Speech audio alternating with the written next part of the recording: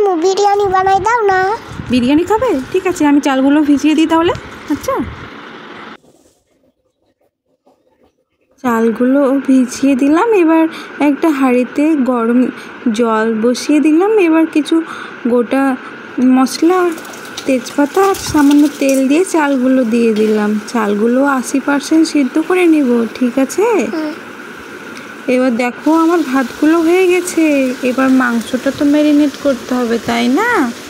ঠিক আছে, আমি মাংসগুলো ম্যারিনেট করার জন্য, আমার তো দই নেই, তাই আমি টমেটো পিউরি দিয়ে দিলাম, আদা রসুন বাটা দিয়ে দিলাম, গোলমরিচের গুঁড়ো, জিরে গুঁড়ো, ধনে গুঁড়ো, মরিচের গুঁড়ো,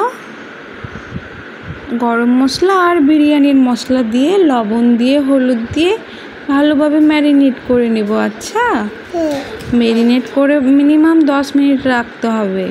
এবার কড়াই বসিয়ে দেব তেল। এবার বেরেস্তার জন্য পেঁয়াজগুলো ভালোভাবে লাল লাল করে ভেজে নেব। দেখো বেরেস্তা রেডি হয়ে গেছে আমার।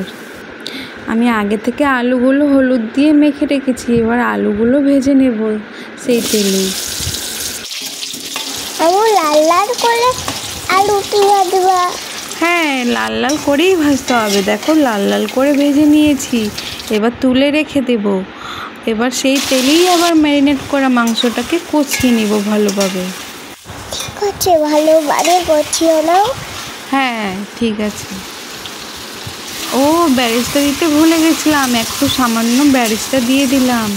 এবার ভালোভাবে কষিয়ে নেব। কষিয়ে নিয়ে গিয়ে দেখো, ও মা, আলুগুলো তো দিতে ভুলে গেছি। এবার আলুগুলো দিয়ে দেব। আলুগুলো দিয়ে সামান্য জল দিয়ে একটু সিদ্ধ করে দেব, ঠিক আছে? ঠিক আছে। দেখো একদম রেডি হয়ে গেছে আমার। এবার চলো লেয়ার বসাবো বিরিয়ানির জন্য। একটু সামান্য গ্রেভি দিয়ে দিলাম যাতে না লেগে যায়। এবার বিরিয়ানির মশলা দিয়ে দেবো। এবার ভাত দেব।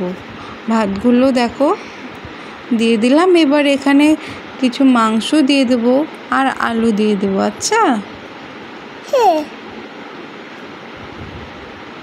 এবার কিছু বেরেস্তা দিয়ে দিলাম,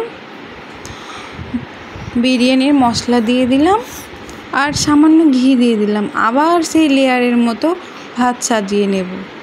সেই একই টাইপের আবার দেব সেম।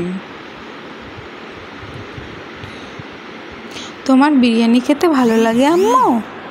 হ্যাঁ, খুব ভালো লাগে। তাই? ঠিক আছে, তোমার জন্য আমি প্রতিদিন বিরিয়ানি রান্না করব। আচ্ছা, ঠিক আছে। এবার আমি কিছু মিঠা আতর দিয়ে দেবো 2-1 ফোঁটা। বিরিয়ানিতে দিলে খুব স্যান্ট হয়। এবার আমি চারিদিকে আটার ডোর দিয়ে দিলাম যেন বাইরে ধোঁয়াটা না বের হয়।